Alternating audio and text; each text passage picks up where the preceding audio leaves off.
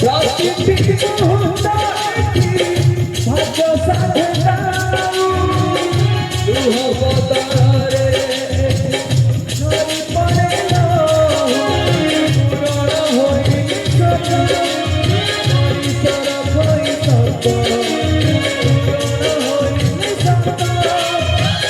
परिसर होई सत